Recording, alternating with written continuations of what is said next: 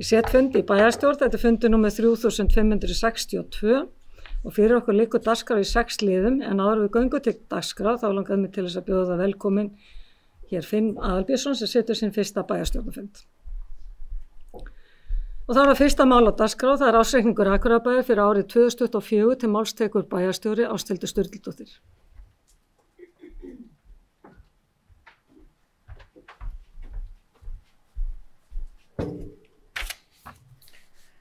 Forseti, ágætu bæjarfulltrúar, ársreikningur Akureyrarbæjar fyrir árið 2024 var lagður fram og kynntur af endurskoðendum bæjarins í bæjarráði 10. apríl síðastliðinn og vísa þaðan til fyrri umræðu í bæjarstjórn. Ég mun hér á eftir fara yfir helstu stærðir ársreikningsins en hann er líkt og framkemur í skýrslu og áritin bæjarráðs og bæjarstjórnar gerður í samræmi við sveitarstjórnarlög, lög ársreikninga, reglugerð bókhald og ársreikninga sveitarfélaga sem á auglýsingar stjórnvalda reikningsskil sveitarfélaga. Að sjálfsögðu er hægt að tína til ýmsar aðrar stærðir í slíkri upptalningu en ég vona hins vegar að þessi samantekt gefi nokkuð glögga mynd af fjárhagslegri stöðu sveitarfélagsins. Ársreikningurinn er settur fram samkvæmt reikningsskilum sveitarfélaga. Starfsemi bæjarins er skipt upp í 2 hluta, A-hluta annars vegar og B-hluta hins vegar. Til A-hluta telst starfsemi sem fjármögnuð er með skatttekjum, tekjum frá jöfnunarsjóði og þjónustutekjum. Er að ræða aðalsjóð, fasteignir Akureyrarbæjar, framkvæmdamiðstöð og eignasjóð Gatna. Til B-hluta sveitarfélagsins teljast fjárhagslega sjálfstæð fyrirtæki sem að hálfu eða meiri hluta eru í eigu sveitarfélagsins en rekstur þeirra er að stofni til fjármagnaður með þjónustutekjum. Fyrirtækin eru félagslegar íbúðir, strætisvagnar Akureyrarbæjar, Bifreiðastaðasjóður Akureyrarbæjar, Hlíðarfjall, Hafnasamlag Norðurlands, Norðurorka HF, Byggingasjóður Náttúrufræðistofnunar og Gjafasjóður Öldrunarheimila Akureyrarbæjar. Almennt má segja að rekstur samstæðu Akureyrarbæjar hafi verið nokkur góður á síðasta ári og rekstrarniðurstaða ársins talsvert betri en fjárhagsáætlun gerði ráð fyrir. Margt spilar inn í, sérstaklega þó hagfelldar ytri aðstæður en ekki síður hafa stjórnendur haldið vel á spöðunum. Útgjöldin eru nánast á pari við áætlun. Eins og niðurstöður ársreikningsins bera með sér var árið 2024 betra en áætlanir gerðu ráð fyrir. Reksturinn skilaði jákvæðri niðurstöðu 2218 milljónir króna sem er tæplega 1800 milljónum króna betri niðurstaða en áætlun gerði ráð fyrir og árið áður. Rekstrartekjur A og B-hluta voru samtals tæplega 38 milljarðar króna á árinu 2024.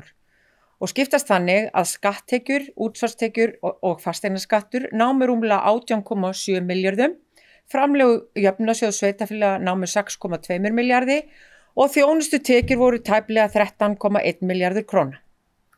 Tekjurnar eru ríflega 1,6 milljörðum króna hærri en gert var ráð fyrir í fjárhagsáætlun og ríflega 3,5 milljörðum hærri en árið áður. Rekstrargjöld samstæðunar fyrir fjármunatekjur og fjármagnsgjöld námu samtals tæpum 31,8 milljörðum króna. Heildar launagreiðslur með launatengdum gjöldum en án hækkunar lífeyrisskuldbindinga hjá samstæðinni voru 19.710 milljónir króna og er það í samræmi við áætlun ársins. Fjöldi stöðugilda var að meðaltali 1530 sem er fjölgun 46 stöðugildi frá árinu áður. Er það helst í fræðslu og velferðarmálum en á árinu 2024 var tekið í notkun fjölskylduheimili sem er nýtt úrræði félagsþjónustu við börn í samstarfi við ríkið. Nú þjónusta við fötluð börn var aukin til muna og þjónustukjörnum fjölgaði 1. Aukið var við stöðugildi bæði leik- og grunnskólum og er það meðal annars vegna fjölgunar leikskóladeilda og aukin stuðnings við nemendur. Í B-hluta er fjölgun stöðugilda fyrst og fremst hjá Norðurorku. Gjaldfærð lífeyrisskuldbinding samstæðunar var töluvert lægri en áætlun gerði ráð fyrir eða 356 milljónir króna í stað 800 milljóna í áætlun og skýrist það vegna töluvert betri ávöxtunar hjá lífeyrissjóði starfsmanna Akureyrarbæjar og ekki síður hóflegri hækkun vísitölu lífeyrisskuldbindinga. Laun og launatengd gjöld ásamt lífeyrisskuldbindingu samstæðunar í hlutfalli við rekstrartekjur voru 52,9%. Annar rekstrarkostnaður nam 11,7 milljörðum króna sem 30,8% af rekstrartekjum. Rekstrarniðurstaða fyrir afskriftir, fjármunatekjur og fjármunagjöld því jákvæð 6,2 milljarða króna. Afskriftir námu 2,2 milljörðum króna og fjármagnsgjöld umfram fjármagnstekjur 1,7 milljarði og það tæplega 760 milljónum króna minna en áætlun gerði ráð fyrir og orsakast það meðal annars af minni verðbólgu en áætlað var. Skatttekjur og framlög úr jöfnunarsjóði sveitarfélaga voru 1238.000 krónur á hvern íbúa en tekjur voru samtals 1891.000 krónur á hvern íbúa. Árið 2023 voru skatttekjurnar 1138.000 krónur á hvern íbúa og heildartekjurnar 1737.000 krónur á hvern íbúa. Rekstur sveitasjóðs og A-hluta bæjarins betri en áætlun gerði ráð fyrir eða eins og áður sagði 833 milljónir í stað neikvæðrar afkomu upp á 631 milljón króna. Skýringan að mestu leyti betri rekstur, hærri tekjur og lægri lífeyrisskuldbindingar. Þá erum við komin að aðalsjóðnum. Nú það gleðilegt að rekstur aðalsjóðs sé jákvæður. Það hefur ekki gerst síðan árið 2013 en þá var fráveitan seld til Norðurorku. Okkur því að takast að koma rekstrinum í jafnvægi en stöðug vinna hefur verið síðastliðin 7 ár við að koma rekstrinum í lag. Samhent vinna bæjarfulltrúa og starfsmanna skila þessari góðu afkomu aðalsjóðs. Í þessu samhengi einnig áhugavert að skoða yfirlit yfir rekstur málaflokka sem heyra undir aðalsjóð. 3 útgjaldafrekustu málaflokkarnir samanstanda fræðslumálum, velferðarmálum og æskulýðs- og íþróttamálum. Samtals þetta 80,6% af skatttekjum sem varið í grunnþjónustu sveitarfélagsins og í þjónustu við íbúa. Vægi þessara málaflokka aukast 0,2% af skatttekjum milli ára. Fjárheimildir fyrir einstaka málaflokka samþykktar af bæjarráði og það verkefni ráðinna stjórnenda bæjarins að sjá til þess að útgjöld séu innan þess ramma sem þar markaður. Ef yfirlit yfir málaflokka á blaðsíðu 13 í ársreikningi skoðað, kemur í ljós að langflestir málaflokkar reknir í kringum samþykktar fjárheimildir og í þeim tilvikum þar sem var yfirleitt frekar lítið frávik að ræða. Þessar tölur eru þannig til marks að almennt hafi stjórnendum bæjarins gengið vel að halda sig innan þess útgjaldaramma sem ákveðin var og markaður í bæjarráði. Full ástæða því til að þakka stjórnendum og starfsmönnum bæjarins fyrir þetta og þeirra þátt í jákvæðum niðurstöðutölum ársreikningsins. Það hins vegar eilífðarverkefni að vera vakandi yfir rekstrinum og leita allra leiða til að fara vel með skattfé íbúana og ráðstafa því sem best. Ef við förum yfir efnahags sveitarfélagsins, þá litlar breytingar á efnahagsreikningi frá fyrra ári. Eignir bæjarins nú 72 milljarðar króna og hækka þær tæplega 5,3 milljarða milli ára. Þegar horft til skulda samstæðunar, þá greinast þær þannig að langtímaskuldir samstæðunar nema rúmlega 28,5 milljörðum króna en skammtímaskuldir tæplega 6,8 milljörðum.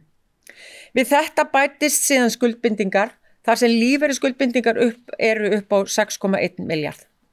Samtals skuldir og skuldbindingar samstæðunar því 41,8 milljarðar króna og hafa hækkað 1,8 milljarða á árinu. Eigið fé samstæðunar 30,5 milljarðar og hækkað 3,5 milljarða á árinu. Ef eingöngu horft til A-hlutans, þá aukast eignir hans 3,8 milljarða króna að verðmæti og fara úr 45,3 milljörðum í 48,8 milljarða. Skuldir og skuldbindingar A-hluta nema alls rúmlega 29,9 milljörðum króna og eigið fé því 18,9 milljarðar. Eigin fjárhlutfall A-hlutans 39% og samstæðunar í heild 42% og það lagast örlítið frá fyrra ári. Langtímaskuldir samstæðunar skiptast þannig að 4% þeirra í erlendri mynt en 96% í íslenskum krónum. En erlendir hluti skuldana liggur eingöngu hjá Norðurorku og Fallorku. Ég vil meina að fjárhagur Akureyrarbæjar sé mjög traustur og nam skuldaviðmið samstæðunnar í árslok 75% en samkvæmt reglum eftirlitsnefndar með fjármálum sveitarfélaga má það vera mest 150%. Hlutfallið lækkar aðeins frá fyrra ári en það var 80% þá. Skuldaviðmið A-hluta var 54% í árslok en var 56% árið 2023. Og eins og ég sagði áðan þá má skuldaviðmiðið mest vera 150% og Akureyrarbær langt undir því og það verður því ekki annað sagt en að fjárhagurinn sé mjög heilbrigður. Og ef við vindum okkur yfir í sjóðstreymisyfirlitið, en þar að finna mikilvægustu kennitöluna í rekstri sveitarfélaga, þar veltufé frá rekstri og það þið sjáið að á myndinni þá það gráa línan. Sú tala gefur best til kynna getu sveitarfélagsins til að framkvæma og greiða af langtímalánu eftir daglegan rekstur. Veltufé frá rekstri hjá samstæðinni nam rúmum 5,7 milljörðum króna. Áætlun hafði gert ráð fyrir tæplega 5 milljörðum í veltufé frá rekstri en veltuféð hefur farið jafnt og þétt hækkandi frá árinu 2020. Veltufé frá rekstri árið 2024 í hlutfalli við tekjur var 15,13% í samstæðinni og 9,54% í A-hluta. Árið áður voru hlutföllin 15,35% í samstæðinni og 9,75% í A-hluta. Þetta eru vel ásættanleg hlutföll. Fjárfestingarhreyfingar samstæðunar námu samtals 5 milljörðum króna á síðasta ári. Fjárfest var í varanlegum rekstrarfjármunum fyrir tæpa 5,8 milljarða króna sem var tæplega 600 milljónum króna minna en áætlað hafði verið. Mest var fjárfest í æskulis- og íþróttamálum eða fyrir 753 milljónir, fræðslumálum 623 milljónir og hjá Norðurorku 2,1 milljarða. Rétt að nefna að hluti af fjárfestingunni í leiguskuldbindingu vegna skrifstofu Glerárgötu en gerður var nýr leigusamningur vegna húsnæðisins til 15 ára sem telst fjárfesting og viðbót við þá tölu sem undan var rakin eða 765 milljónir. Þið getið séð frekari sundurliðun í skýringu 7 í ársreikningnum. Fjármögnunarhreyfingar samstæðunnar voru neikvæðar samtals 160 milljónir króna. Þar voru greiddar afborganir af lánum 1576 milljónir króna og ný lántaka var fyrir 800 milljónir króna hjá Norðurorku. Ekki voru tekin lán hjá A-hluta frekar en síðustu 3 ár. Handbært fé samstæðu sveitarfélagsins hækkaði 385 milljónir króna á árinu og var tæpir 3 milljarðar króna í árslok. Veltufjárhlutfall samstæðunar var 1,1 í árslok og innan A-hlutans var það 1,19 í árslok og það mjög ásættanlegt í báðum tilvikum. Eins og hér hefur komið fram, þá gekk rekstur Akureyrarbæjar vel á árinu 2024. Rekstrarniðurstaðan talsvert betri en áætlað var enda aðhalds gætt í hvívetna. Segja má, eins og ég sagði áðan, að aðgerðir síðustu 7 ára séu að skila sér í góðum rekstri. Auðvitað voru ytri þættir hagfelldir, en eins og fram hefur komið flestir málaflokkar sveitarfélagsins á pari við áætlun. Þrátt fyrir betri niðurstöðu en áætlað var, ljóst að hefðbundin rekstur sveitarfélagsins mjög viðkvæmur fyrir öllum hækkunum útgjalda og lítið má út af bregða, svo ekki verði halli á rekstrinum. Það verður því áfram verkefni bæjarstjórnar að vinna að því að treysta rekstur bæjarins til framtíðar, vinna að því að auka tekjur og gæta ítrasta aðhalds í útgjöldum. Litlar breytingar á ytri aðstæðum geta breytt miklu í rekstrinu. Forseti, ágætu bæjarfulltrúar. Ég vil í lokin þakka stjórnendum og starfsmönnum Akureyrarbæjar fyrir gott samstarf á árinu 2024. Ég vil sérstaklega þakka sviðsstjóra fjársýslusviðs Dan Brynjarsinni og hans fólki, en ekki síður Kristínu Baldvinsdóttur og Kristínu Hreiðarsdóttur fyrir traust og gott samstarf. Með sama hætti vil ég þakka endurskoðendum bæjarins, Þorsteini Þorsteinsinni og Lilju Karlsdóttur hjá KPMG fyrir þeirra vinnu við frágang reikningsins og mjög gott samstarf á liðinu ári. En þau eru nýir endurskoðendur sveitarfélagsins. Síðast en ekki síst vil ég svo þakka ykkur bæjarfulltrúar fyrir gott og ánægilegt samstarf það sem af kjörtímabilinu sem nú styttist í annan enda. Ég vil segja að það eru forréttindi að starfa með svo góðum bæjarfulltrúum eins og þið eruð öll. Þið öll sem eitt leggið ykkur mikið fram við að vinna fyrir samfélagið ykkar. Það ekki ástæðulausu að hér lagður fram ársreikningur til samþykktar sem svo góður sem raun ber vitni. Þið eigið heldur betur risastóran hlut í því öll sem eitt. Og takk fyrir ykkar mikilvæga framlag. Að lokum legg ég til að ársreikningnum verði vísað til bæjarráðs og síðari umræðu í bæjarstjórn og að loknum umræðum hér á fundinu. Það hefur bæjarstjórn lokið máli sínu, orðið laust. Næst tektu máls bæjarfulltrúi Gunnar Már Gunnarsson.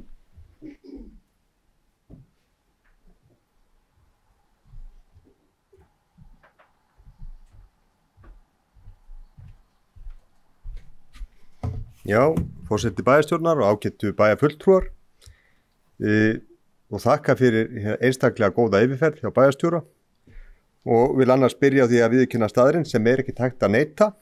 Akureyrarbær þegar horft á niðurstöðu þessa nýja ársreiknings í tiltölulega góðri fjárhagslegri stöðu og það ekkert leiðinlegt að viðurkenna þannig staðrind. Rúmlega 2 milljarða króna rekstrarafgangur kærkomin tala og svo staðrind að við fórum fram úr áætluðum tekjumarkmiðum okkar meðal annars, eins og bæjarstjóri kom inn á, vitnisburður mikla vinnu og mikla þolinmæði margra hér innan okkar stjórnsýslu. En svo það eins og skyldu okkar sem ábyrgra fulltrúa að horfa lengra en kannski svona þessar fyrirsagnir og svona reyna að skoða smáatriðin og þótt að við fögnum þessum afgangi þá verðum við líka að spyrja okkur hvernig náðum við árangri núna á kostnað hvers, hvernig ætlum við að ná árangri áfram og verður það sjálfbært. Og ég ætla aðeins að létta af mér og minna mig og kannski ykkur líka á það hvað okkar starf gengur út á og þá ætla ég að taka þessa þrenningu, það eru álögur, tekjur og þjónusta sem þá kjarninn í einhvers slags sáttmála milli íbúa, milli fyrirtækja og milli sveitarfélagsins og við sem erum hér, við erum svo sem bara í hlutverki sáttasemjarans sem á að sætta ólík sjónarmið. Og út frá þessu vil ég segja, það missir á endanum marks að setja fram niðurskurðarkröfu og skila síðan niðurstöðu sem framar öllum vonum. Það missir líka marks á endanum að tala að ekki sé hægt að lækka hækkandi álögur á íbúa ef annað kemur í ljós. Þetta bara áminning, eitthvað fyrir okkur að hafa í huga. Við þurfum að fara varlega í þessum efnum því það líka hluti af varfærnum áætlunum og styrkri fjármálastjórn að gera það og huga þessu jafnvægi. Næst eru það skuldirnar og þær vil ég segja, það eru þetta ánægilegt að sjá að við höfum náð tökum þar, góðum tökum, en ég vil þótt að tekjur hafi farið fram úr væntingum, þá hef ég alveg svolítið áhyggjur af langtíma skuldum, svona þegar maður reynir að horfa fram á veginn, því að þó að við fögnum afgang í dag, þá erum við enn að bera umtalsverða skuldabyrði, auðvitað ekkert nálagt þeim mörkum sem okkur eru sett eins og bæjarstjóri kom inn á, en enga síður. Við þurfum nú sem fyrr að hafa skýra áætlun ábyrga skuldaminnkun og ekki bara treysta á hagstæð efnahagsleg skilyrði til að viðhalda núverandi stöðu okkar. Og þetta höfum við verið að gera, en ég bara að segja að við þurfum að halda því áfram. Og þetta voru þá skuldirnar. Og í þriðja lagi þá vil ég fjalla rétt eða impra á málefnum fjárfestinga. Auðvitað þegar að maður sér afgang þá fer maður að hugsa fjárfestingar. En þótt við séum að sjá afgang þá verðum við auðvitað að sjálfsögða að fjárfesta áfram með skynsumum hætti í framtíð Akureyrarbæjar. Við eigum auðvitað eftir sem áður að forgangsraða verkefnum sem munu sannarlega gagnast öllum íbúum og einbeitt okkur að fjárfestingum sem styrkja samfélagið, styðja við staðbundin fyrirtæki og bæta lífsgæði allra. Og þá ég búin að létta af mér. En að þessu öllu sögðu þá niðurstaðan að sjálfsögðu mjög jákvæð. Hún jákvæð fyrir rekstur bæjarfélagsins. Og það nauðsynlegt að minna sig á að góður ekstra niðurstaða langt frá því að vera sjálfsögð. Við sáum það nú í yfirferð bæjarstjóra, það þarf ekkert að horfa langt farin veg til að finna þyngri ár. Og kannski ekki tilefni til bjartsýni heldur, maður veit það ekki þegar við horfum fram á veginn. Það eru blikur á lofti, eins og við öll vitum, og óvissan orðin einkennandi fyrir alþjóðasamfélagið. En ég nú samt bjartsýnn. Og ég bjartsýnn á getu þessa bæjar til þess að vaksa og halda áfram að veita framúrskarandi þjónustu til okkar bæjarbúa. Takk fyrir. Það bæjarfulltrúi Gunnar Már Gunnarsson lokið máli sínu orðið laust. Næstektumars bæjarfulltrúi Hilda Jana Gísladóttir.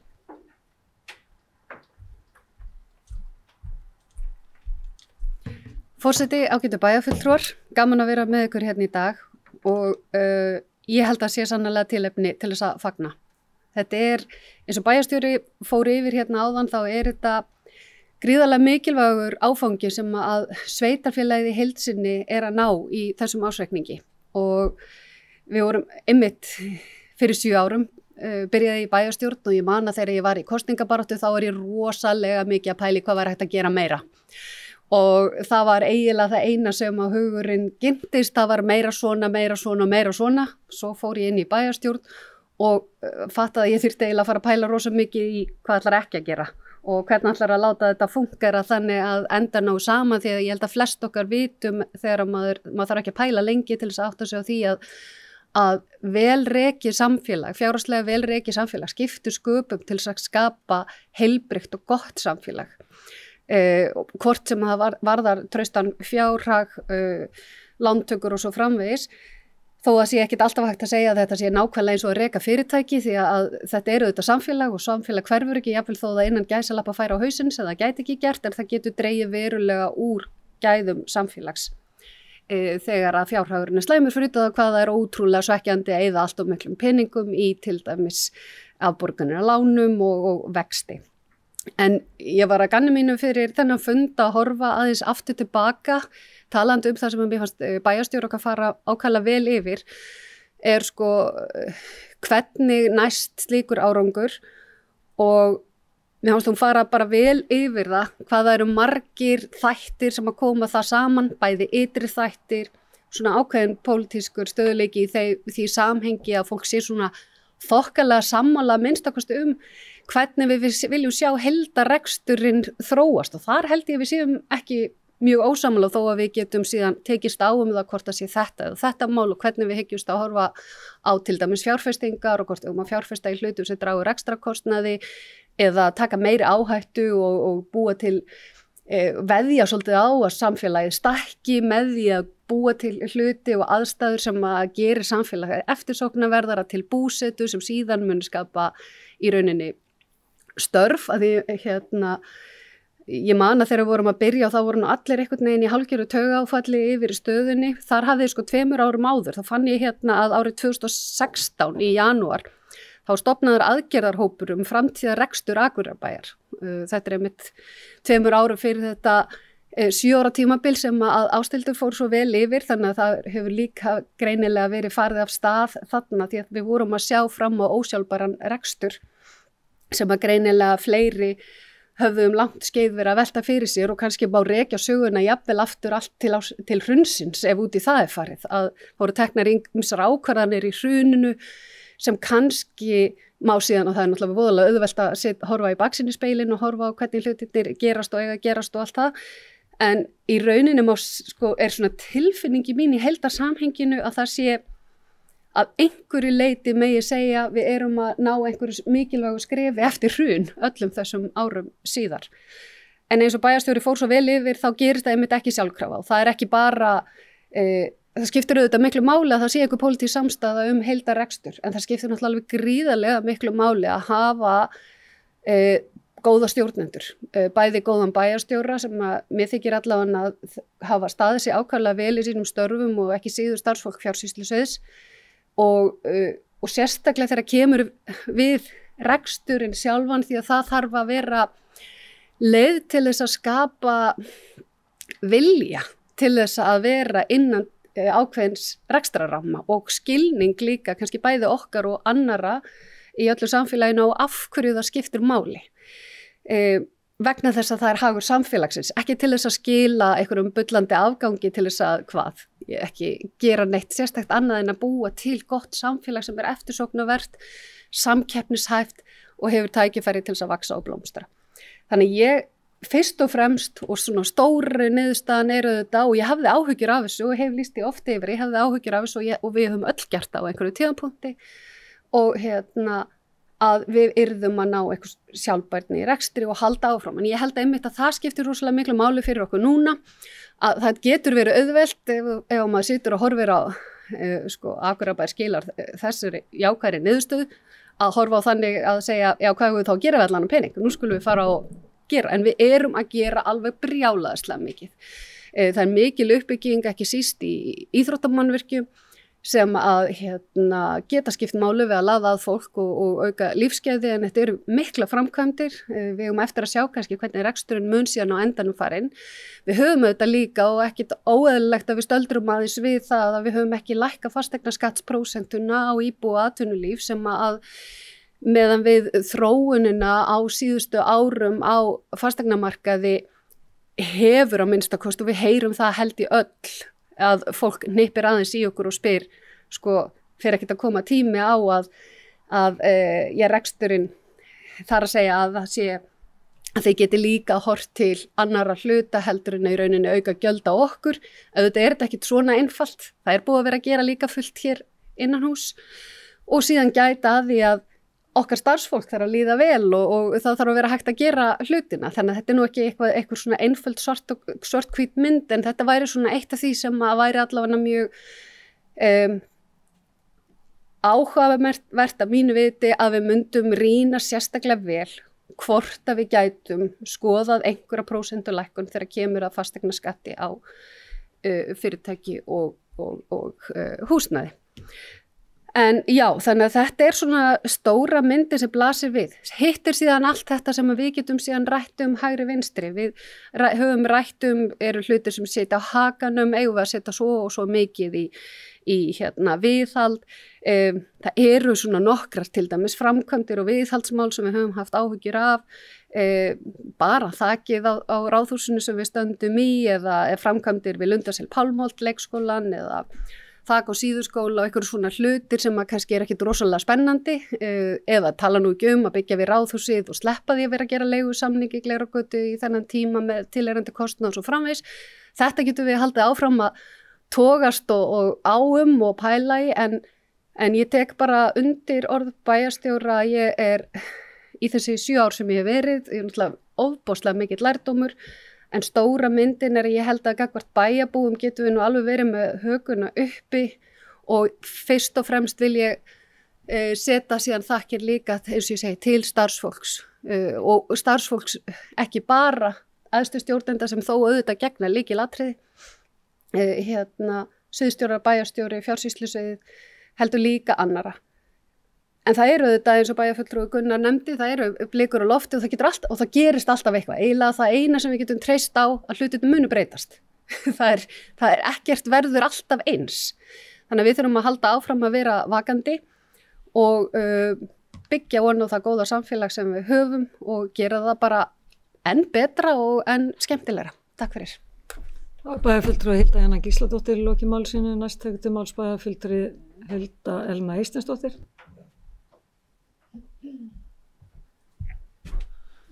Forseti, ágætu bæjarfulltrúar, ég vil byrja að þakka bæjarstjóra Ásthildi fyrir góða yfirferð á ársreikningi. En annars eini tilgangur minn að koma hér upp er bara að fagna flottri útkomu á reikningnum og í leiðinni vil ég þakka Ásthildi og okkar frábæra stjórnendum og öðru starfsfólki bæjarins fyrir vel unnin störf og fyrir gott samstarf á liðinu ári. Takk. Bæjarfulltrúi Hilda Elma Eysteinsdóttir í loki málsinu, næst tekur til máls bæjarfulltrúi Heimir Örn Árnason.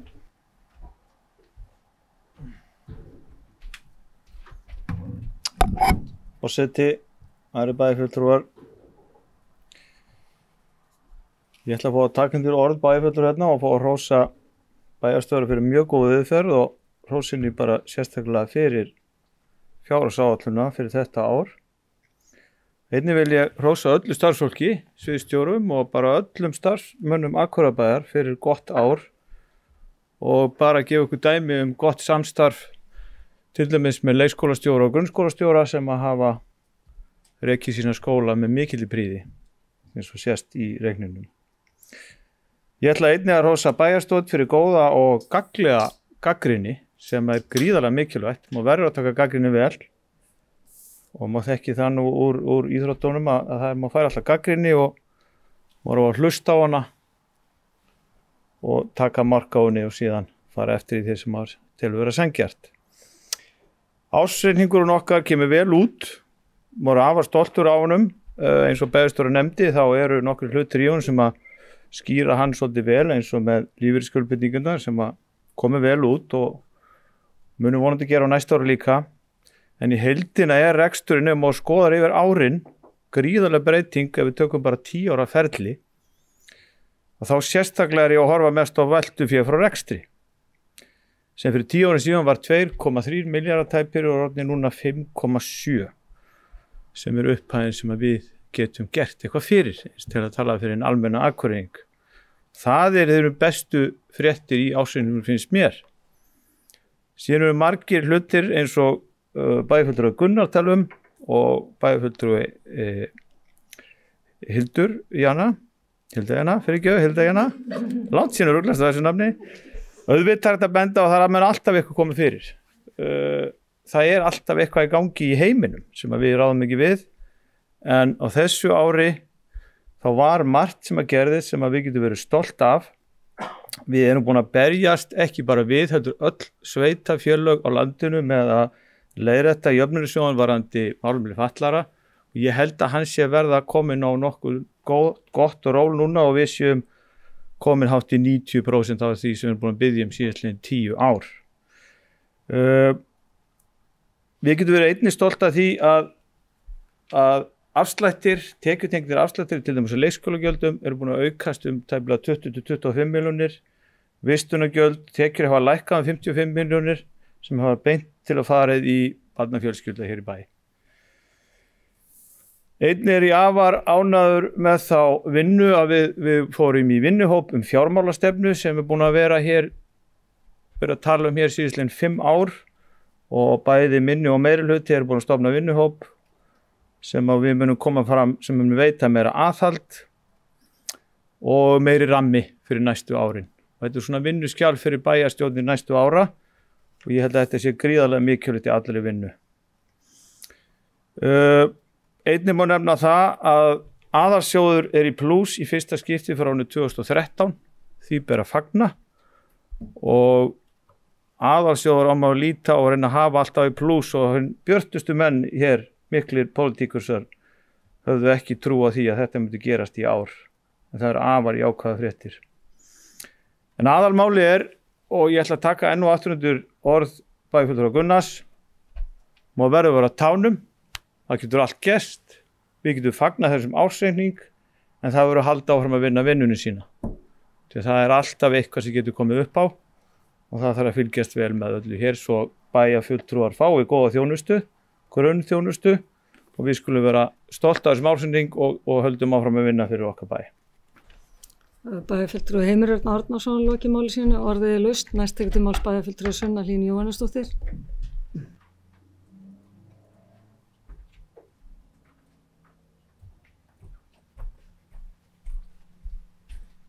Forseti, ágæti bæjarfulltrúar, ég tek undir með félögum mínum hér í bæjarstjórn að þetta góð niðurstaða og jákvætt að verðbólga og vextir hafa farið hraða niður á árinu 2024 en forsendur sveitarfélagsins gerðu ráð fyrir, bæði fyrir okkar rekstur en ekki síst bara fyrir íbúan okkar og heimilin að þetta sé að fara hraða niður. Það sem mér finnst kannski skipta mestu máli hér og eitthvað sem við í Framsókn höfum gagnrýnt á síðustu árum að þrátt fyrir að tekjur sveitarfélagsins hafi aukist mjög mikið á síðustu árum og ofta langt umfram áætlanir, þá hafa rekstragjöld aukist umfram tekjur. Í fyrsta sinn á þessu kjörtímabili eru tekjurnar að aukast umfram rekstrargjöld í A-hluta og því ber að fagna. Mér langar að taka undir orð bæjarstjóra að ytri aðstæður geta haft mikið að segja og að reksturinn sé viðkvæmur. Þessi niðurstaða kemur í raun á mjög góðum tíma því það eru blikur á lofti, bæði innanlands og utan. Ef heimsfaraldur, stríð og jarðhræringar væri ekki nóg, það bætist við svo óvissa að við erum með ólíkindatól í stóli forseta Bandaríkjanna sem ógnar fjármálakerfum heimsbyggðarinnar með tollastríði sem mun hafa áhrif á alla heimsbyggðina og sömulegis okkur líka og okkar fyrirtæki. Eins hef við miklar áhyggjur af málum innanlands og þá ekki síst á landsbyggðunum þar sem við reiðum okkur á matvælaframleiðslu. Þá ekki síst við Akureyrarbæ. Ný ríkisstjórn ætlar sér að bregða fæti fyrir hagræðingu afurðastöðva og helmingshækkun veiðigjalda á einu bretti án greininga áhrif á sveitarfélög og atvinnulífi þeim er áhyggjuefni. Við skulum ekki gleyma því að þó að hlutfall útvarstekna Akureyrarbæjar sem kemur úr sjávarútvegi og fiskvinnslu sé ekki eins hátt og hjá mörgum öðrum minni sjávarútvegssveitarfélögum að við þjónustum þessi sveitarfélög og að þeim vegni vel skiptir okkur gríðarlegu máli. Við erum jú eitt atvinnu- og þjónustusvæði. Á Akureyri má einnig finna þau fjölmörgu afleitu störf matvælaiðnaðarins sem tengjast tækni og iðnaði, sem bæði verða til á Akureyri og svo í þjónustu á svæðinu. Við í Framsókn tala fyrir því að við eigum að leggja meiri áherslu á umræðu atvinnumál og við eigum að láta þessi mál okkur skipta í allri umræðu. Án öflugs atvinnulífs megum við okkur lítils. Við viljum veita framúrskarandi þjónustu og sinna okkur lögbundnu verkefnum vel, vera eftirsóknarverður bær til búsetu og alvöru mótvægi við höfuðborgarsvæðið. Þá við tryggur rekstur sem þessi grundvallaratriði og að við berjumst þess á ljón fyrir hagsmunum okkar svæðis. Takk fyrir. Það er bæjarfulltrúi Sunna Lín Jóhannesdóttir í lokamáli sínu, orðið er laust. Næst tekur til máls bæjarfulltrúi Jón Hjaltason.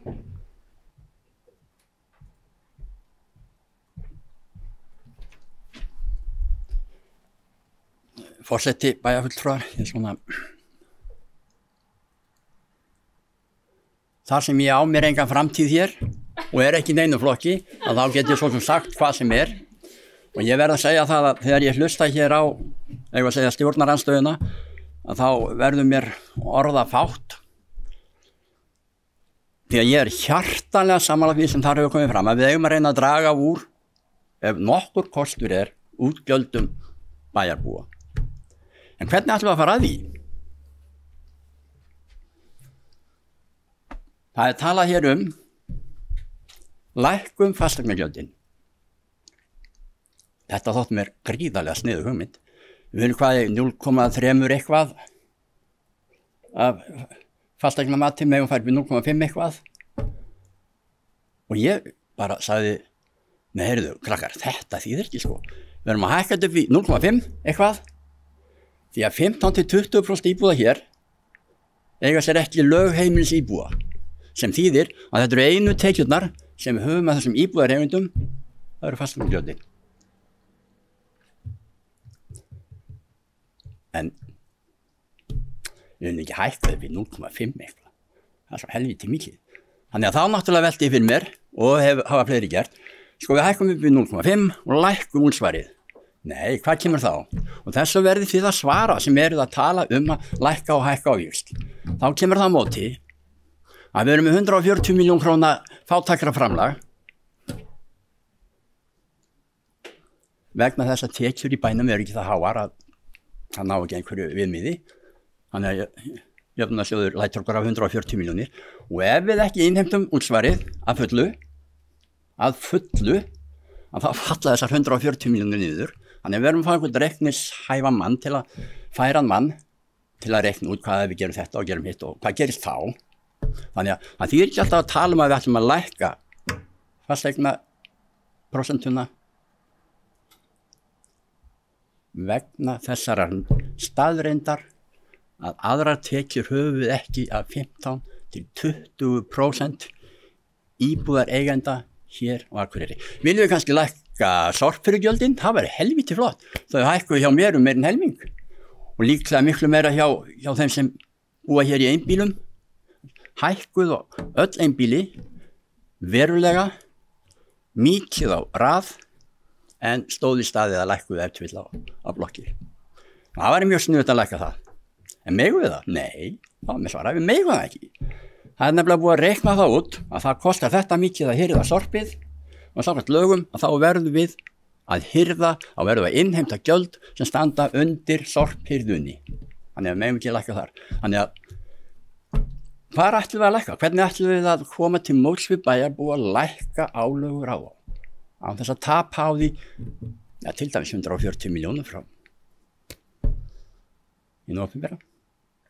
Þannig að ég bara, að því að ég er svo heimskur þegar kemur að tölum, að það þarf að koma með tilskeiðina og mata mig á þessum tillögum. Það þýðir ekki að koma hér upp eins og tveir hæstvirtir bæjarfulltrúar hafa gert og nú er ég ekki komin í stjórn að meirihluta.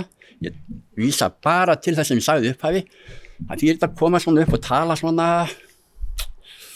í hálfkveðnum vísum að gera þetta ef vill, gera hitt ef vill. Þetta er svona gátur, hvernig á maður ráði þetta. Það er að koma með eitthvað alveg hart staðreyndir sem hægt er að tala og ræðum og rökræðum. Takk fyrir. Það er bæjarfulltrúi Jón Hjaltason, lokið máli sínu, næst tekið til máls bæjarfulltrúi Finnur Aðalbjörnsson.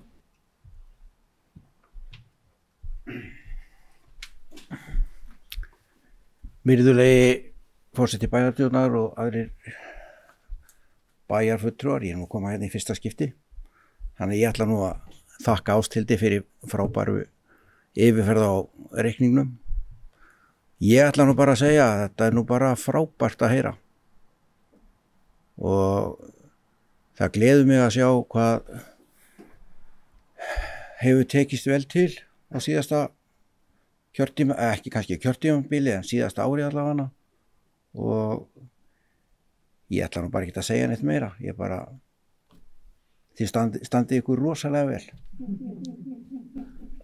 Ég ætla nú að koma hérna upp. Það er bæjarfulltrúi Finnur Aðalbjörnsson, lokið máli sínu, næst tekið til máls bæjarfulltrúi Gunnar Már Gunnarsson.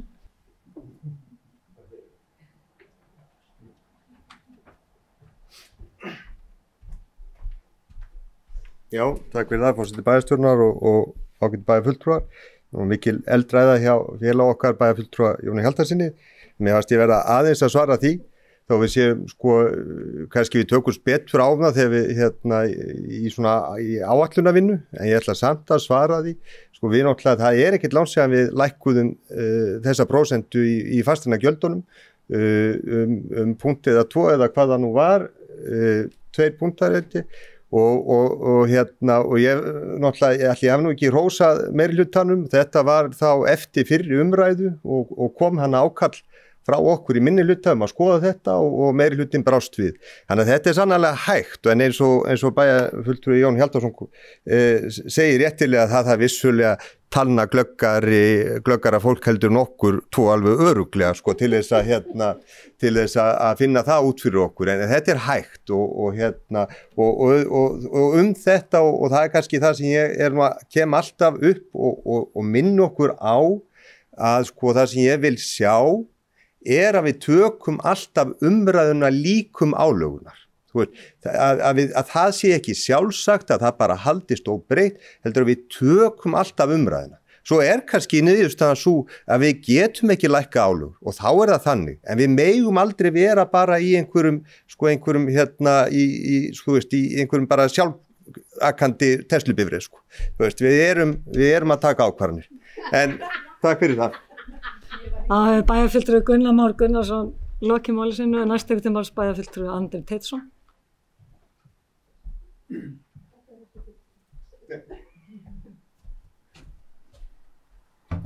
Forseti, ágætu bæjarfulltrúar. Ég vil þakka bæjarstjóra fyrir góða kynningu og öðrum fyrir góða og gagnlega umræðu. Niðurstaðan af rekstri bæjarins á síðasta ári er góð og mjög góð og ég vil þakka bæjarstjóra fyrir þann árangur og öllum starfsmönnum bæjarins sömuleiðis fyrir góð störf og góðan árangur. Það er áhugavert að við skulum vera að skila góðum rekstri þrátt fyrir mikinn metnað á mörgum sviðum bara rifja upp fyrir okkur sjálf og aðra. Við erum til dæmis með ókeypis strætó sem einsdæmi á Íslandi. Við erum að reka skíðasvæðið í Hlíðarfjalli og stöndum ein að því, 20.000 manns. Og það í samkeppni við skíðasvæði höfuðborgarsvæðisins sem að eða yfir 200.000 manns standa að. Við erum að starfrækja hérna yfir 300 félagslegar íbúðir fyrir þá sem að minna mega sín og eru í einhvers konar vandræðum með krökkum jafnvel. Við erum að bjóða hérna upp á 30+ íþróttagreinar og þannig mætti áfram lengi telja. Svo í fjárfestingunum höfum við líka verið að ná töluverðum árangri, til dæmis með endurbyggingu 2 grunnskóla nánast frá A til Ö núna á þessum 7 árum sem að bæjarstjóri vitnaði til. Við erum búin að byggja nýjan og glæsilegan leikskóla á Klöppum, við erum búin að fjárfesta í íþróttamannvirkjum víða, til dæmis við Nökkva, skautahöllina, Káasvæði, Þórssvæði, golfvöll, bara svo nokkuð sé nefnt. En mér langaði að benda á og nefna að það eru 2 stóri þættir í afkomu bæjarins á síðasta ári sem eru hagnaður Norðurorku það bil 800 milljónir og hafnasamlagsins 600 milljónir. Við ykkur að fyrirgefa þetta var skrifað eftir minni. Þessir póstar eru hins vegar ólíkir í eðli sínu. Hagnaður hafnasamlagsins að miklu leyti til komin vegna heimsókna erlendra farþegaskipa. Það sem sagt hagnaður komin úr vösum utanaðkomandi aðila. Og þær tekjur eru fallvaltar eins og COVID sýndi okkur. Hagnaður Norðurorku hins vegar komin til vegna viðskipta við okkur sjálf, það að segja einstaklinga og fyrirtækja á starfsvæði félagsins við Eyjafjörð. Og það alveg eðlilegt að Norðurorka sýni góða afkomu. Reksturinn þarf að vera traustur til að geta mætt áföllum og til að geta fjárfest og byggt upp og styrkt veitukerfin til framtíðar. En í þessari víðu umræðu gjaldtöku og skattamál í bæjarfélaginu þá eðlilegt að horfa ekki bara á fasteignagjöld og önnur beingjöld og gjaldskrár, heldur einnig til dæmis gjaldskrár Norðurorku. Nú sorpbyrðugjöldin, ég tek heils hugar undir með bæjarfulltrúa Jóni að við erum virkilega svekkt yfir að hafa þurft að gera þá breytingu sem að lög í landinu knúðu okkur til að fara úr okkar einfalda og góða og skilvirka kerfi yfir í annað miklu dýrara. En við réðum ekki við það. Að lokum bara, stóra myndin jákvæð, rekstur Akureyrarbæjar stendur vel og það verður spennandi verkefni að móta framtíðina fyrir okkur hér innan bæjarstjórnar og með samtali við alla bæjarbúa. Takk fyrir. Það bæjarfulltrúi Andri Teitsson, lokið mál sem ég ætla að biðja að varaforsetum að taka í stjórnin og gefa mér orðið. Bæjarfulltrúi Halla Björk. Forseti, ágætu bæjarfulltrúar, ég ætla líkt á aðrir að þakka bæjarstjóra Ásthildi Sturludóttur fyrir góða yfirferð á ársreikningunum og ánægileg niðurstaða. Við erum öll sammála það og ég held að þegar við veltum fyrir okkur hvernig komust við hingað og nú erum við einhvern veginn loksins komin í jafnvægi, eitthvað sem við settum okkur sem markmið fyrir akkurat einmitt 7 árum síðan og fórum í mikla vinnu við að finna út úr. Þá bara allt það sem hefur komið hérna fram, bæjarfulltrúi Andri Teitsson fór ágætlega í það sem við höfum verið að gera vel og í hvað peningarnir okkar að fara. En það líka alveg stór þáttur að við skilum rekstur hjúkrunarheimilina sem að var hérna 500 milljóna biti á hverju ári fyrir okkur í rekstri. Þar áður að því að ég var nú í bæjarstjórn hérna 2010 að þá vorum við að glíma við heilsugæsluna sömuleiðis og þessi verkefni sem við tekið tókum að okkur fyrir ríkið og voru vanfjármögnuð að þeirra hálfu sem við og þessi rekstur stóð fyrir. Þannig að núna á löngum tíma með alls konar aðgerðum og ég ætla að segja ekki hvað síst samhendri bæjarstjórn þó við séum ekki alltaf sammála og við séum meiri og minni hluti að þá erum við held í öll sammála megin markmið. Hvaða leiðir á síðan að fara og hvaða á lækka að hækka. Það eitthvað sem við tökumst á og einmitt eins og bæjarfulltrúi Gunnar kom inn á, þurfum alltaf að vera að ræða. Við megum aldrei gleyma því að núna erum við loksins, erum við einhvern veginn að svona, þetta bara staða sem við höfum ekkert verið í áður. Það að segja að aðalsjóður sé í plús. Jú, þarna gerist 2013 en það var vegna þess að við söldum fyrirtækin okkar góða hérna Norðurorku fráveitina eða færðum hana yfir. Og þetta auðvitað pínuleikur að tölum og ytri aðstæður hafa mikið að segja og við þurfum að hafa borð fyrir báru og allt slíkt. En ég held að það sé alveg tilefni fyrir okkur núna, akkurat þegar við erum komin að þennan stað, þrátt fyrir alla þessa óvissu sem í heiminum og mögulega ytri aðstæður geta verið allavega, að þá ættum við að skoða einmitt rekstrar umhverfi fyrirtækja, bara hvernig skatturinn eða gjöld að koma við fjölskyldur og svo framvegis, hvort að við getum, það getur vel verið að leiði til þess að, nei, við getum ekkert gert að sinni, en förum yfir það og endilega skoðum hvort við erum í færi núna til þess virkilega, því að þetta einmitt, eins og bæjarfulltrúi Jón bent á, að ef við gerum þetta þá töpum við þessi staði og það alltaf þannig. Við erum, ef við hnikum til einhverju gjaldskrá, ef við lækkum leikskólagjöld, þá kostnaðurinn okkar meiri. En við erum á móti að koma til mótis við barnafjölskyldur og kannski þær fjölskyldur sem hafa minnst á milli handana. Þannig að við verðum með þetta svona pína veg og meta hvað verður til góðs fyrir okkar samfélag til lengri tíma litið. Þannig ég held að ég bara hlakka til þess samtals áfram. Ég vil enn og aftur þakka bara bæjarstjóra, stjórnendum og öllu starfsfólki sem og bæjarfulltrúum fyrir gott samstarf á árinu. Þakkum bæjarfulltrúi Höllu Björk, reynslu fyrir ykkur. Takk fyrir það, næst til máls bæjarfulltrúi Hilda Jana Gísladóttir.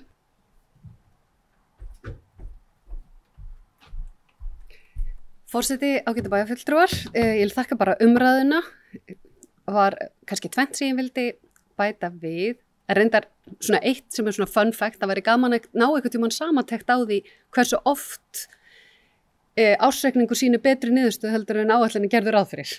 Vegna þess að ég held að það sé búið að vera fyrirsögnin hjá okkur næstu alltaf síðan að ég byrjaði allavega og ég sé þegar ég googla smá að þá það nú svona yfirleitt trendið en það hins vegar ég bara ágætlega sammála þessari varfærnu áætlanagerð þó ég hafi sveiflað stundu fram og tilbaka hvort hún sé helst til varfærin og hvort við séum alltaf svo mikið að halda í okkur að við getum aldrei gert neitt að því við ætlum að vera svo passasum en ég svona kannski ég að verða eldri og rólegri en að mér líður ágætlega með það að hafa þetta svona það þægilegra í sama hvaða bókhaldið þú ferð í að gera áætlanina svolítið svona varfærnar því það þá gleðilegra að fá betri niðurstöðu heldur en áætlanina gerður ráð fyrir heldur en hitt. Hitt svo annað, ég ætla nú ekki að, ég get nú boðunum Jóni Hjaltarsinni bæjarfulltrúa í kaffitíminn, ég held ég að við rætti þetta svo oft, ég ætlaði nú ekki að fara þetta upp til þess að útskýra í löngu máli þar sem ég átti við með fasteignaskattinum, en enda held ég að þau bæði bæjarfulltrúa Gunnar og bæjarfulltrúa Halla Björk hafi svona ágætlega nefnt það. En auðvitað þetta kannski eins og bæjarfulltrúi Jón nefndi réttilega, það þessi háa prósenta íbúa sem eiga fasteignir á Akureyri og nýta auðvitað innviði og þjónustu sem fjármögnuð af útsvarsgreiðendum og með fasteignaskatti sem að greiða aðeins í þann sjóð. Hins vegar líka spurningi hve mikið nóg þegar maður horfir að minnstakosti á krónutöluna en auðvitað hefur bæði fjölgað íbúðum og það ekki hægt að segja þetta alveg svona einfalt en þegar við sjáum samt að tekjur Akureyrarbæjar vegna fasteignaskatta einn og sér að verða frá árinu 2020 nærri milljarði meira eða allavega 896 milljónum held ég alveg örugglega meira en hann var fyrir 4 árum þá ekkit óeðlilegt að svona staldra þess við og segja núna hann 0,31, hann var 0,33, við lækkuðum hann örugglega á síðasta kjörtímabilið í tvígang vegna þess að þó að prósentutalan sé með einhverjum hætti ef að fasteignaverðið ríkur upp á einhverjum ákveðnum svæðum þá gerir krónutalan það að því að fólk borgar ekki prósentur, það borgar peninga og í svona stóra samtalinu til dæmis verðbólgu og þáttöku hins opinbera þá auðvitað ættum við ekki verið leiðandi því. Hittu svo annað að við erum líka með fasteignaskatt af fyrirtækjum sem að við sannarlega viljum vera samkeppnisfær og kannski gæti niðurstaðan eftir einhverju greiningu því eins og bæjarfulltrúi Jóna hluta til nefndi réttilega þá þurfa bæði menn og konur að fara yfir þetta mál betur til þess að reikna þetta út. En ákallið mitt snýst eiginlega það. Við þurfum að greina þetta aðeins, við þurfum að sjá hvað getum við gert, hvernig getum við gert það, hvað valkosti höfum við, hvernig kemur það við ólíka hópa, en það má ekki vera á sjálfstýringu að þetta sé svo þægilegt að koma reikning Akureyrarbæjar í gott horf með því einu og sér að sækja þær tekjur til bæjarbúa vegna þess að hluta af gæðunum auðvitað snýst það greiði ekki og mikið sem hefur áhrif á samkeppnishæfni hvort sem það tengist búsetu eða fyrirtækjarekstri. Þannig að ég var ekki með tillögu og þar vegna þess að það vantar svolítið gögnin, það vantar svolítið yfirleguna, hvort og hvernig, gæti þetta farið niður 1 punkt, skiptir það einhverju máli, það bara tákgrænt, hvernig það í samhengi við þróun á íbúðarhúsnæði, hvað hefur raunverulega fasteignaskatturinn hækkað í krónutölum í prósentum en ekki bara prósentan per se. Þannig að það nú svona þessi ábending sem að mér finnst alveg vel þess virði að við ræðum og fáum jafnvel helst einhverja samantekt á hvort og þá hvernig við getum hort til þess. En það hefur eins og bæjarfulltrúi Jón nefndi réttilega, þá hefur það sína kost og galla og ég vildi bæta líka viðvarðandi sorphirðugjöldin sem kom mér að minnsta kosti svolítið óvart, að það náttúrulega verið að horfa til þessara breytinga sem hafa í sumum tilfellum verið ansi ríflegar hækkanir, ekki síst á einbýli og raðhúsa íbúður og slíkt. En það nú kannski síðan hægt að ræða það sanngirni innan gæsalappa í því að miðað við kostnaðinn af sorphirðunni þá hefur það í rauninni verið þannig að það náttúrulega tiltölulega mikið ódýrara að safna sorpi frá til dæmis blokk heldur en að fara í mörg hús. Þannig að í rauninni má segja að kannski fjölbýlishús hafi verið að niðurgreiða fyrir einbýlishús sorphirðugjaldi hinga til sem að mögulega mætti kannski skoða að leiðrétt og sé kannski ekki hræðilegt og það enn ef við myndum skoða raunkostnað þá í rauninni hallar enn á fjölbýlishús við sorphirðuna. En hins vegar eru þetta hluta til bara lög sem að við höfum kannski lítla aðra mögulega á en að fylgja. En svona þessu leiti þá held ég að þetta skiptir máli að hafa þetta í huga. Fyrir utan þessa valkosti að fólk geti tekið sér saman og kannski eigum við aðeins eftir að aðlagast kerfinu að því leiti að fólk getur tekið sér saman milli jafnvel einhverja íbúða og hins vegar finnst mér mjög sérstakt að því að heyrði nú í einum sem er svona flokkunarmeistari og myndi örugglega rústa okkur öllum í flokkun. Að sko það væri til dæmis ekki hægt að bara afþakka tunnurna með öllu og segja bara, heyrðu, ég vil fá bara ekkert, ég ætla bara að nýta grandastöðar og spara mér algjörlega aurin og ég mun bara flokka allt og jarðgera sjálfur og allt þetta. Þannig að svona því leiti finnst mér lögin svona alveg hægt að ræða þau en það eru margar hliðir á þessu og við vonandi eftir að taka meira samtal fasteignaskatta í bæjarráði og vonandi vinna með gögn, tölur og sviðsmyndir þannig að það sé auðveldar að leggja þá fram tillögu eða fylgja því eftir með einhverjum hætti fyrir hag íbúa og fyrirtækja. Það bæjarfulltrúi Hilda Jana Gísladóttir í loki máli sínu, næst máls bæjarfulltrúi Andri Teitsson.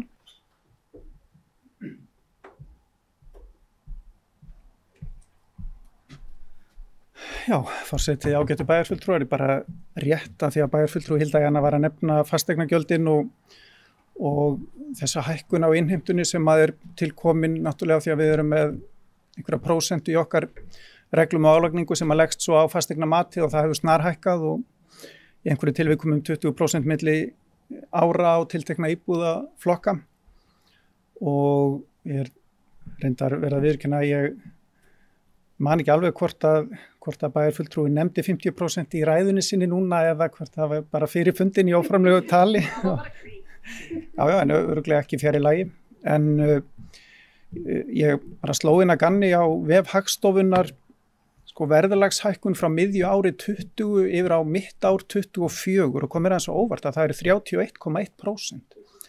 Þannig að það er strax búið að naga töluvert að þessum 50% og svo eins og bæjarfulltrúin nefndi að þá kemur líka til fjölgun fólks og fjölgun íbúða og aukningu örugglega á atvinnuhúsnæði líka þannig að ef að það nemur kannski 5% bara gisk á þessu 4 ára tímabili þá erum við að tala kannski 14-15% má segja raun álagningu í einhverjum skilningi, raunaukningu í álagningu á per fermetra af húsnæði svona holt og bolt á raunvirði og hvort að það er síðan mikið að lítið og má þetta bara ræða og sjálfsagt mál.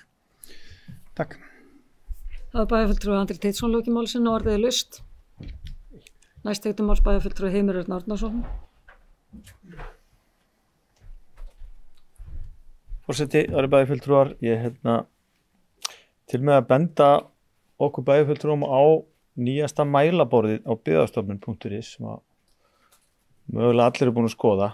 Það er afar skemmtilegt að eiga kvöldstund 2-3 tíma að skoða þá síðu út af því að það er komnar alveg ótrúlega miklar upplýsingar þá sérstaklega fasteignagjöld, fasteignaskatta, sorpurugjöld, vaskgjöld og frávitgjöld og lögðarleigu. Þannig að við munum að sjálfsögðu skoða þetta mjög gaumgæfilega og ég byrjaði að skoða þessu síðu mjög vel, þetta er uppáhalds síða mín og ég mæli með að skoða bara hækkunna síðastliðin ár. Það er hérna viðmiðunarregla hjá öllum sveitarfélögum. Þar erum við með öllum pakkanum svona í meðaltalinu en bara í fasteignaskatti þá erum við sum hverfi hér í bæ aðeins yfir. Þannig að þetta er eitthvað sem þurfum að skoða og við munum gera það í fjárhagsáætlunarvinninni, þannig að ég bara fagna þessar umræðu, hún er mjög góð. Hefur bæjarfulltrúi Heimir Örn Árnason lokið máli sínu, orðið er laust. Næst til máls bæjarfulltrúi Jón Hjaltason.